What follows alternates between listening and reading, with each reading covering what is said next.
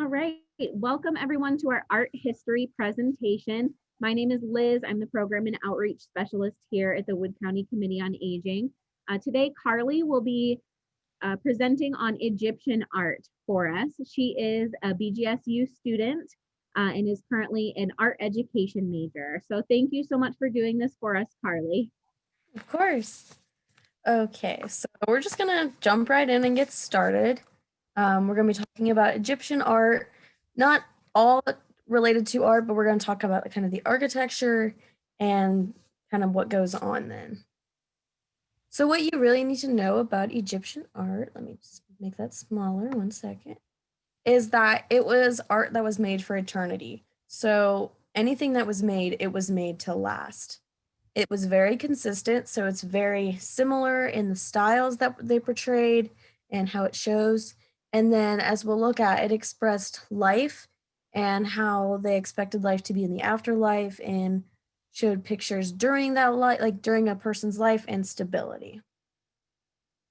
The first thing we're going to look at is this is called the Rosetta Stone. It was one of the most important discoveries in all of Egyptian artwork found because this gave us a way to read hieroglyphics. And of course, hieroglyphics is the written language of the Egyptians. It's kind of hard to look at in this picture. I don't know if I have another one. No, I don't. But it gave us the ability to read hieroglyphics, sorry, and therefore we were able to decipher what was written in the tombs and what all the stories were about in Egyptian culture. This piece of artwork is called the Palette of Narmer. So what's important about this piece is that for a long time, there was Upper Egypt and Lower Egypt, and the two did not get along. And then when there was I think, let me double check. Yes, under King Narmer, it was when the unification of Egypt happened. So the two blended together and finally got along, and it was one big area of land that was ruled and called Egypt. And that's why this piece is so important, is because it represents the unification. And 2 more slides, I'll show you what these different pictures mean on here. But it's so important to Egyptian history and Egypt that it actually never leaves Egypt. The museum in Cairo is happy to lend out different mummies and other pieces of artwork, but this piece never leaves Egypt. That is how important it is to their society and their culture and their history. So this right here is, again, the Palette of Narmer. It's the front of it.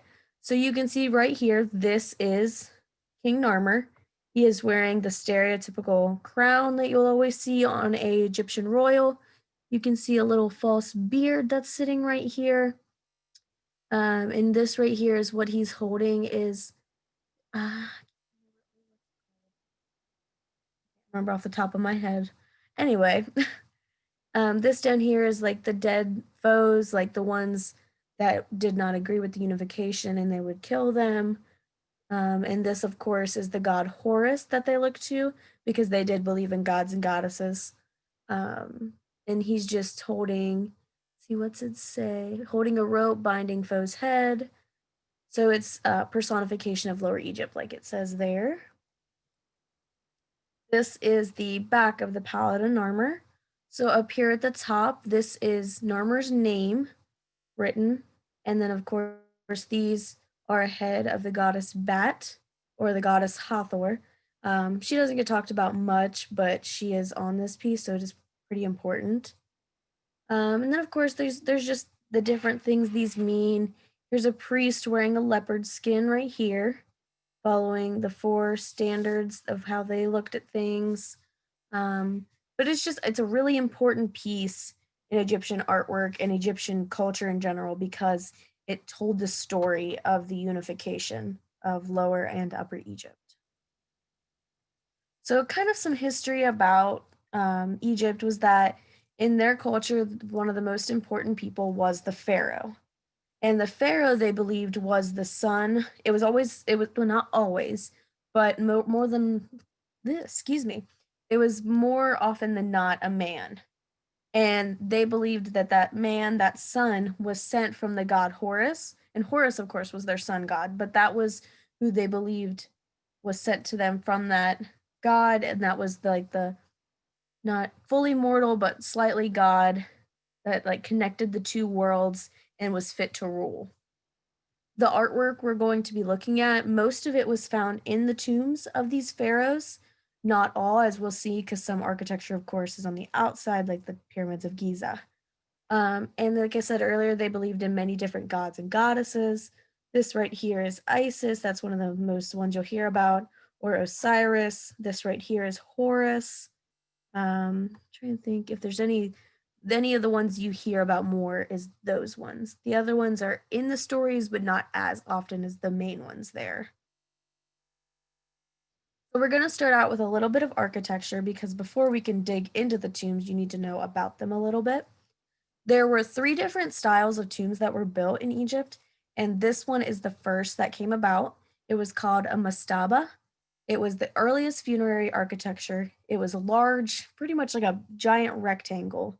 It was solid brick, and it was like the earliest tombs. So this up here is just, you can see the outside of it. This would have been their walkways. Here's another part you can see where when you walked in through this little area, there would have been some areas in here to like to give offerings to those that had passed and things like that. And then down in here was the burial chambers. This is just another one showing a picture. So like a chapel would have been where loved ones could have came. An offering table would have been for people to give gifts to the dead of the pharaoh. And there would have been a shaft here that they would have went and dug down into, a blockage, an opening, and another blockage, and then finally the underground burial chamber of the pharaoh. So you've always heard those stories of like booby traps and everything in Egyptian culture. And I mean, that kind of was the case. They tried to bury their dead so that they would be untouched, never found. The next type of tomb was called a Zoser, and it's called that because this is actually called the Pyramid of Zoser. But we say pyramid because it's not the stereotypical pyramid we think of it, because it has steps. And this one's not as important. It was just an in-between design of the mastaba we just looked at in a pyramid. So it had those underground shafts and chapels and everything, but it was starting to get that pyramid shape that we know today. And finally, as we know today, is the pyramids of Giza. There are actually 3 pyramids in one area, but each pyramid was the tomb of a different ruler. They were all in one family, so there was Menkaure, Khafra, and Khufu. And some people believe that, well, we're not sure how the pyramids got there. I'm sure everyone has heard the theories of maybe it was an alien, things like that, because it's so perfect. They line up perfect with astronomical areas. The stars are aligned. It's amazing. But if we're looking at Egyptian culture, some people believe it was created over a century under the ruling of this family. They just kept being built. Some people have argued that it was with 200,000 men over a series of 20 years, and that they used wooden sleds is what they call them, to continually build the pyramid. And then here's another aerial view. So this is the pyramid of Menkaure, pyramid of Khafra, and Khufu. And if I'm correct, let me double check here. Say the wrong thing. Yeah. Khufu was the oldest, and he has the biggest pyramid. And of course, it was Khufu, then his son was Khafra, and then Khafra's son was Menkaure. And the Great Sphinx that everyone knows, being right near the pyramids, is actually right here. It is connected to the pyramid of Khafra. And by connected, I mean by a series of underground tunnels that actually connect the two. I'm not sure if they've actually went through that for like sure and went underneath, because I know there's still a lot of mystery surrounding the Sphinx, but I do know that they are connected and that they are for the same ruler of Khafra. So this is again the Great Sphinx. like you said, connected to the pyramid of Khafra. It was actually buried in the sand for most of its life because it's not as tall and strong, but it's not as tall as the pyramid. So of course, when there be sandstorms in the desert, it just got covered up and people would mess with it and things like that. So because of that, it is damaged.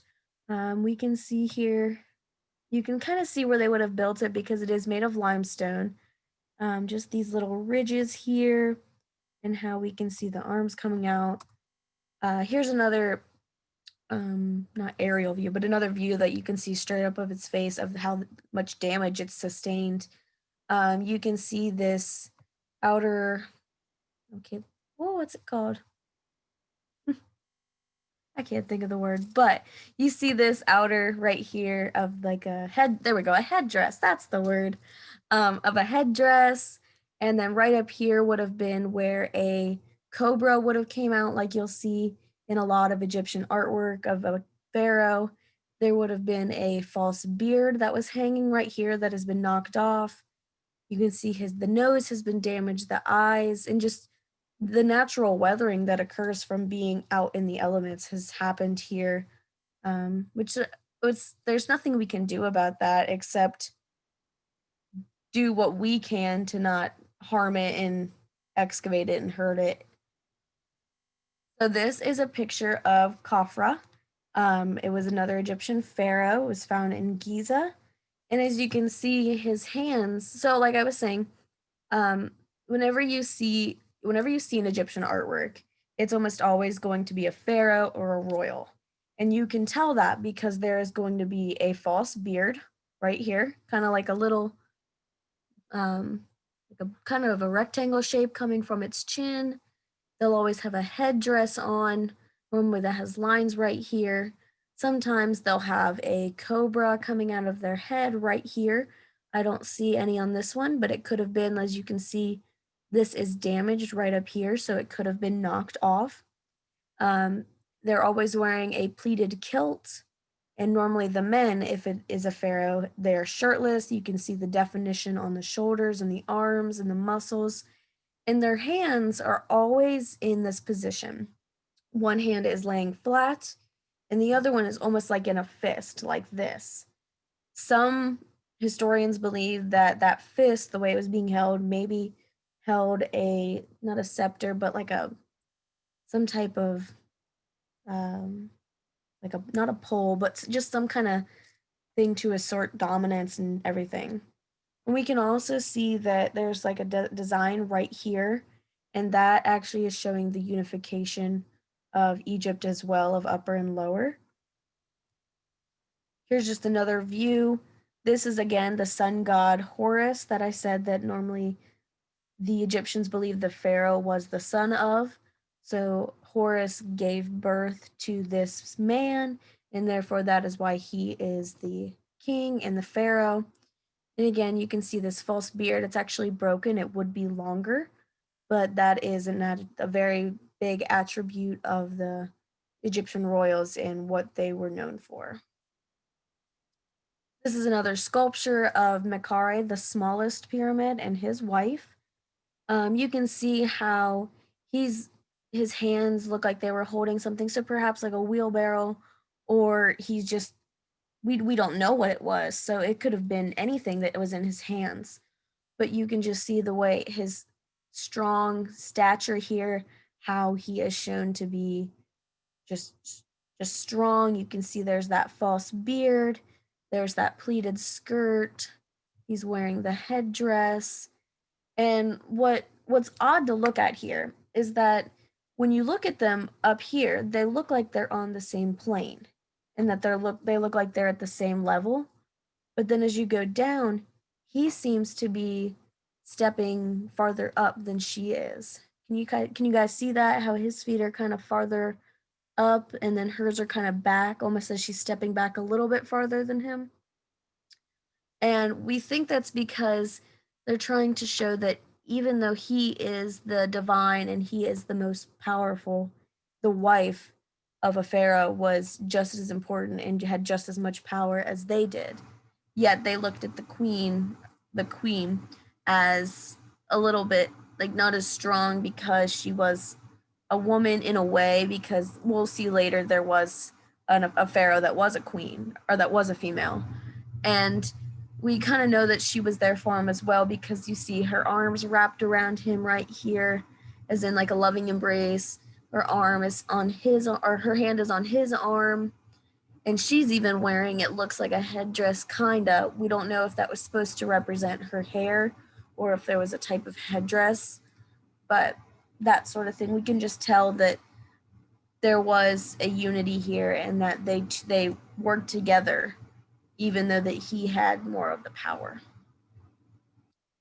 This is just another set of sculptures of a man and his wife. It was Prince Rahotep, I think is how you pronounce it. And normally what people see right away is the skin difference. And so in Egyptian art, if you have a female and a male and they're painted or colored, the male is always a darker skin tone, kind of like a reddish brown, and the female is kind of more of a white or a pale. And we aren't sure exactly why they do that. We think it could be just to show a difference between the male and the female, but it could be, I mean, because they would have been the same. They would have looked the same. There was, especially in royal families, a lot of incest that happened because they tried to keep that royal bloodline pure and sacred. But you will always notice that in Egyptian art, that's just how it is if they are painted. These aren't as prominent and aren't as important, but there are just some examples I wanted to show to you to show that difference in the male and female portrayal. And again, you'll see that royal attribute.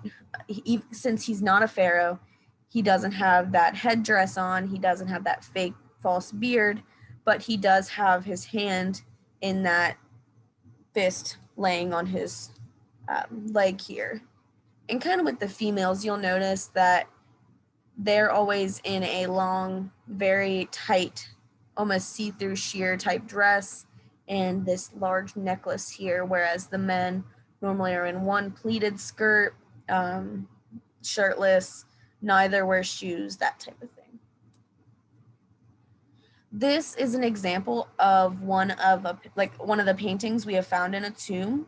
It's called a relief because it is actually made into the wall, and then it's called a fresco. So what they do is they put plaster on the wall and then they paint that plaster and then it dries wet, and that's considered a relief and a fresco. But this is just showing the hunter Tai. I'm not sure exactly who he is. I would have to research a little more. During a hippopotamus hunt. And what they would do was, this is just one example of a depiction of real life scenes, because when they would put these in the tombs, they would put in scenes that would what would happen in real life. So there would be a scene like this of a hunting of hippos. There would be a scene of the crowning of that pharaoh. And then once they passed on, there would be the scene of him meeting the pharaoh, meeting with the god Ra to test, to get weighed for the life, if if he deserved to be in the afterlife or not, getting the feather and the heart weighed. That was kind of what they did.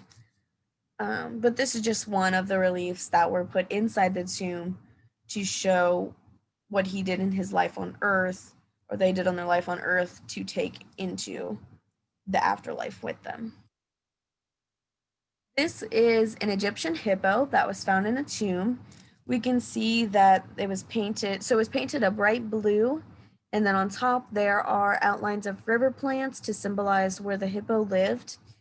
And the reason I brought a hippo into this is because Egyptians felt that a hippo was the most dangerous animal on the planet, because they were very prosperous where they were from, and that was what many people were killed by back then, because they would always mess with the hippos, or they would be trying to get water from the Nile and a hippo would attack them.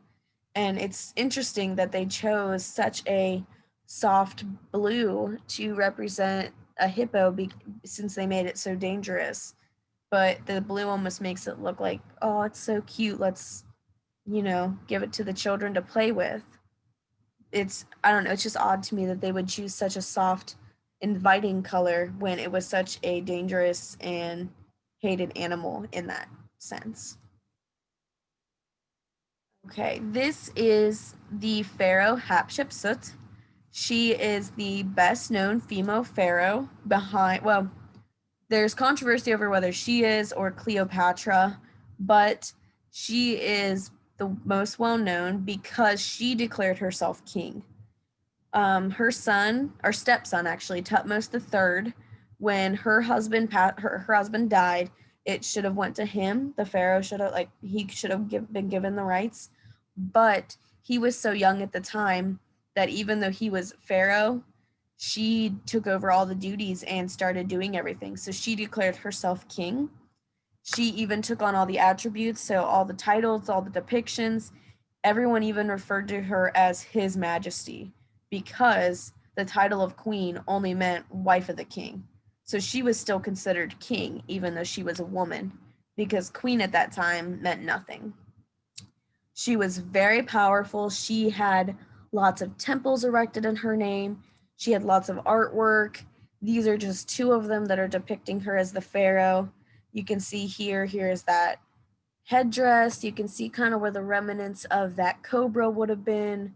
I don't know if this one would have had a false beard. It looks like there might not have been, but it could have easily been broken off, like I've said before. And this here is the portrayal of a sphinx with the face of Hatshepsut, because they believed that the sphinx and the lion were the strongest animals. So that is why pharaohs were portrayed that way. You can see again, like I said, the headdress and the false beard and just the power that this holds, even though this is a woman. And it's just amazing that she was able to declare herself king and was able to do all the duties of a pharaoh and of a man at that time, but be a woman. This is the temple that she actually had dedicated or built for herself. So whenever a pharaoh came into power, they immediately began the building of their mortuary temple, or their temple for when they die. And that temple is there for everyone to come visit them and to commemorate them and remember them, to bring yearly gifts, that type of thing. What is odd to think about is that she's not actually buried here at this temple. So all pharaohs are buried in the Valley of the Kings, like it says here. And this is actually the entrance of the Valley of the Kings, but she's not buried in there, if that makes sense. She's buried deep in the valley, or was buried deep in the valley until we were able to discover her tomb. It is built on the west bank of the Nile, and the reason that it's on the west is because of how the sun moves across the sky and rises in the east, sets in the west. So all the pharaohs and the kings were buried in the west, on the west bank of the Nile, because that's where the sun set, and that is where the afterlife began, is what they believe. So like I said, the temple was used for worship of those pharaohs, giving gifts, remembrance of them, but all pharaohs, including her, were buried in the Valley of the Kings, which is a little farther away from this. It's kind of confusing if you don't know much about Egyptian artwork, but you just have to remember that if you hear Valley of the Kings, that is where any and all pharaohs were buried. This is the pharaoh Akhenaten. He was known, his rule was known as something not as a very good rule, because he changed everything. He established a new religion that, rather than worship just all the gods and goddesses, they worshipped one, and that god was the god Aten. He actually changed his name. I'm not sure what it was before, but he changed it from his original name to the Akhenaten. And he actually closed temples, he derived priests of their power, and changed the entire style of Egyptian art. So you can see the difference see how defined this is, and how it's very perfect. and the eyes are the same. There's no wrinkles, there's no showing of muscles, that type of thing. Versus here, you can see wrinkles, you can see the chin shape, how the lips are very large. Just the difference in the style that he created was it caused such an uproar that his rule is looked at as just just people don't agree with it. And it's a really interesting style to look at during the Egyptian culture and if you were to study it a little farther. And again, you can see a total difference in this time period versus Hatshepsut or earlier with Khafre and Khafra. You can still see he kept the idea of this headdress for the royal and this pleated skirt and the cobra up here and the false beard. But you notice here's this slouching belly versus that muscular belly that was on the others. Here's this round, like oval shaped face versus that perfect square, muscular jaw of the others. He did not want an idealized style of art. He wanted to be remembered for how he truly looked and how he truly was. Which again, a lot of these he has very feminine hips. Some people have argued that he had more feminine breasts. And a lot of historians and scientists believe it, like I said earlier, is because of the incest that happened with Egyptian royals because they wanted to keep the families the pure blood. This right here is just like a tablet that is showing his family, Akhenatons. This here is him sitting. You can, like, again, see his belly slouching, those wrinkles. And this over here is his wife. You've probably heard the name before. Her name is Queen Nefertiti. She is one of the most well-known queens, just because of the famous bust of her, which we'll look at in a second. But this is just really important because you can see here's that sun god Aten and sending these rays onto them. What's really different about this one is the fact that he chose to have his children portrayed.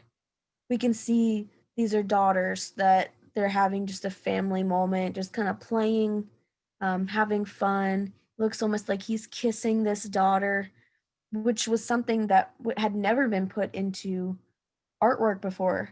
And it was just such an uprising compared to the others. But it's just so beautiful. You can see that he really was going for that realistic look.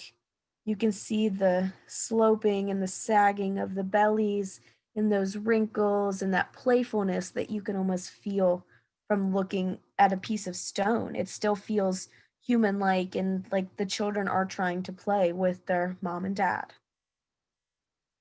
Here is that bust I was talking about of Nefertiti.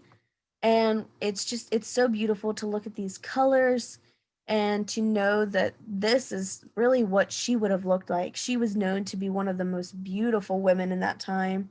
She was known as one of the sweetest women, that type of thing. What's interesting to know about this is, and I only learned it this year during my art history class, is that this is not the completed bust. This was actually just a model. So this was like a practice run, kind of like you practice before like marching band competitions or before a basketball game. This was his practice. This wasn't even the final sculptor, like the sculptor's final rendition of this. But we can just see like that. Oh, it's just beautiful to look at that how he got the perfect features of the cheekbones and the lips, and he even got those slight wrinkles. You can see even farther how this was not finished because it was a practice. You can see here's the eye. You can kind of see a little glimmer of because the eyes were filled with glass to make them more realistic. So you can see that slight glimmer of that glass in this eye, but notice that this one's not complete. It's just very interesting to look at and to know that she was one of the most beautiful women of this time, and she was the queen of Pharaoh at that time, and had just as much say and equality as King Akhenaten. Of course, we can't look at Egyptian artwork without looking at King Tut or Tutankhamun. This is his sarcophagus, the innermost layer. It is made of solid gold, and it is I can't remember how much it weighs. It's well over 100 to 200 pounds because it is solid gold. It's heavy. And this was the final one that was on his body before they were able to see his mummy. Again, because he is a royal, there is that headdress, the false beard. This one is a beautiful rendition of that false beard. And of course, there's the two cobras. This one is one of the most well preserved to show that Pharaoh and the royalty behind it. This is the innermost part of the tomb of King Tutankhamun. His tomb was actually found in the Valley of the Kings in it was found by Howard Carter. I can't remember if it was 1923 or 1925. It was in the 20s. But this is where his sarcophagus lied. Of course, since it was a tomb, there were many other rooms within it that would have held many other treasures, but this was the one that showed his tomb and his sarcophagus. This back here on the wall is the portrayal of him getting ready for the afterlife. So you can see here, that's him and the mummy being held by kind of like the priest and everything, getting him ready. There's him as how he would look laying kind of in the coffin in the tomb. And it's just so beautiful to look at these wall paintings because they're there to tell the story of him and his life and his movement into the afterlife.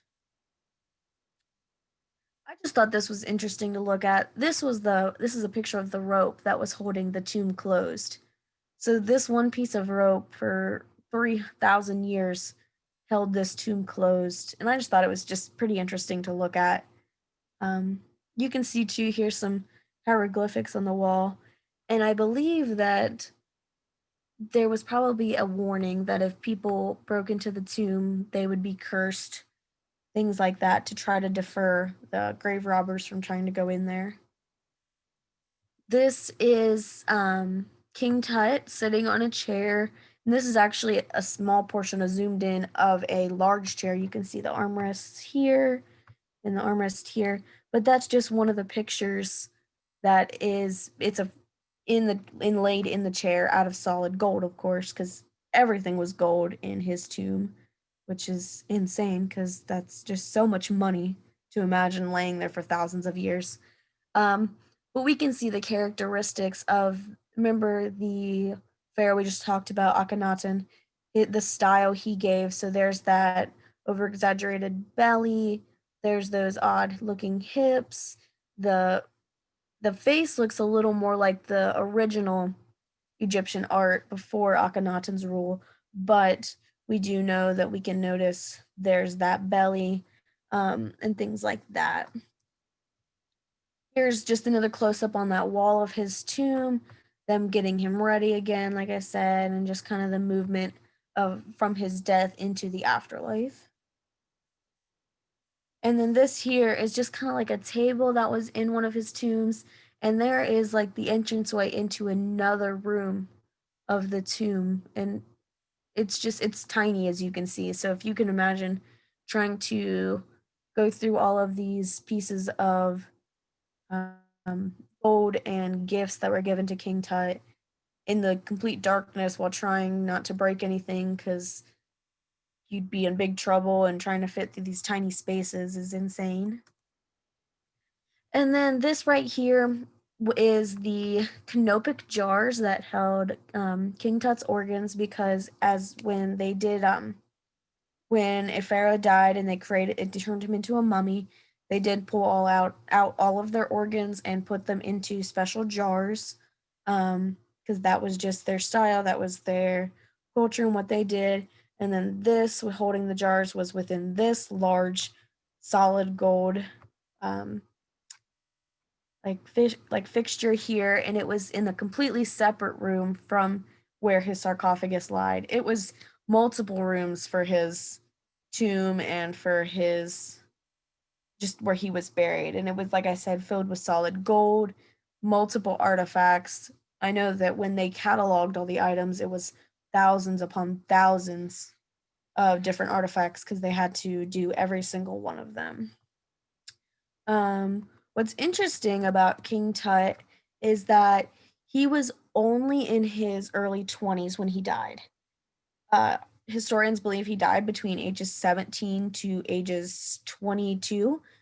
There's been speculation over why. Some believe it was malaria because, of course, they're in the Nile River and there was mosquitoes. We have found that he had a club foot, meaning that his one foot was kind of cockeyed one way and that he had to have used a cane to walk. We know that he was a son out of incest and that his parents were brother and sister, and that would have caused a lot of genetic issues. So that could have played a part into it. We're not sure of his exact death, but I know that historians are getting closer and there's a lot of theories as to why he would have died at such a young age, seeing as though he only came into power when he was 9 years old. I know Egyptian art is crazy and there's a lot in the Egyptian culture, so I tried to sum it up as best I could. But is there any questions?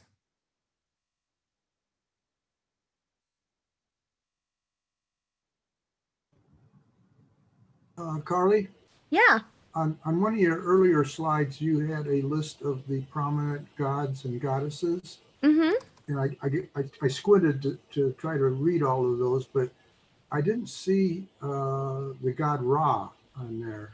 Yeah, I noticed that on this one it wasn't on there because that's what I was looking for when I was talking about the prominent ones. Right. Because he was the god of like the afterlife and death, and that's who they look to. So yeah, you're right for pointing that out. I don't know I probably just picked the wrong one. If that's because maybe he came later, after that. It could have been. Uh-huh. I'd have to look into that more. Yeah. Thank you for pointing that out, though, because I was looking for him. I was squinting, and they're all at least 3 letters or more. Yeah. Is that I can't even read that. Is it S-E? The one that's I think it's Set. S-E-T. Okay. Mm-hmm. But he has that jackal type head that Ra would have worn. So I almost wonder if maybe he had a different name at some point. Mm-hmm. I'd have to look into that a little more. Yeah, that's interesting. Mm-hmm. There's a total, it looks like 14 listed there. Yeah. They had a ton. There's 7 above and 6 below. I don't like that number 13. Oh, that's weird. I'm superstitious. Let's add Ra to it and make it 14. No, that would help. I mean, and that was because there were so many gods at this time. That was why it was controversial when Akhenaten came into power, because he took all of these, 13, 14 gods and was like, nope, we're getting rid of them, and just had them. Right. In his name, if you took the first letter of his name and the last 3 letters. Mm-hmm. Is Aten. Yep, yeah. Exactly. That is why he chose that name for himself. Uh-huh. And he was not looked at as a good guy. I know that. But there are some interesting pieces of artwork that came. I kind of wonder about, like King Tut, you said only died at a very young age, maybe 20 or, it's probably something like malaria, but I was wondering about longevity overall. Like today, you hear, the average lifespan for a man and a woman, you have that data. Mm-hmm. But you also, in the Bible, it says there were some pretty long lives going back, thousands of years. But during this era in Egypt, I'm just curious, if your readings would show. Yeah, I don't know. What kind of a lifespan they could expect. Of course, they didn't have the medical technology and all that. Yeah. But if a person was healthy could they make it to 100? I wonder. I don't know. That's interesting. I don't know. They might have gotten attacked by a hippo because that happened often. There is a theory that King Tut was killed by a hippo. Oh boy. And there's just so much speculation, and we might never know. I mean, oh, hello, Eleanor. Sorry, there's a cat. Mine's to the left of me on my desk taking a nap, all curled up. Well, I'm at my boyfriend's house using his Wi-Fi, so I've got one here and I've got one on my legs. So We have two also. but yeah, that would be interesting to look at what the age would have been, like the average age. I've never looked into that. I might look into that now. I think Akhenaten was around 40 when, let me see. I know I put it here. I think I put it in here for when he ruled, at least. Uh-huh. He ruled from 1350 to 1335. Ooh. And I'm not sure how old he was when he came into power. So that's only 15 years. Yeah. Uh-huh. Right? Yeah, 15. So, I mean, and they had children at young ages. So even though he had 3 children in this time, who knows how old he was? He could have been 17 or 18. So who knows? It's just interesting to look at everything. How many children are depicted there? I can't. There's one here that they think is more like an infant. There's one here that's probably maybe 7 to 10, and then one here that he's kissing that they think was probably about 5 to 7. Yeah, pretty close. Mm-hmm. Yeah, sure. So, and who knows how old Nefertiti was? Because I mean, in this portrayal, she looks very young. I mean, probably in her early 20s to mid 20s, if not younger. Who knows? Looks like there was some damage to the left ear. Mm-hmm. And well, you can see on the right ear too. Yeah, both ears. Well, and it also could have been because this wasn't the final product. It could have been he was like, well, I'm not going to worry about that. So it's interesting because this one actually wasn't found in a tomb. This one was found in a sculptor's in his studio. So it wasn't even found in a tomb and wasn't even finished. So it's interesting. Yes, it is. Have you ever been to Egypt? Oh, I'd love to. I haven't yet. Yeah. I would love to. I did see a Egyptian exhibit down at Cincinnati at the Aronoff a few years ago. So that was really interesting. Have you had a chance to go to the Toledo Museum of Art and see? I have not. And I'm from, like I said, the Cincinnati area. So oh, okay. I want to go to the Toledo Museum for sure. I'm sure they've got some pretty good, art there also. Oh, I'm sure it's beautiful. Are there any other questions for Karlie? All right, Karlie, thank you so much again for hosting this for us. We hope you all enjoyed it, and we'll see you on our next Zoom. Thank you, Karlie. You're welcome. Bye. Thank you, Liz. You're welcome. Bye. Bye, everybody. Bye, Rebecca.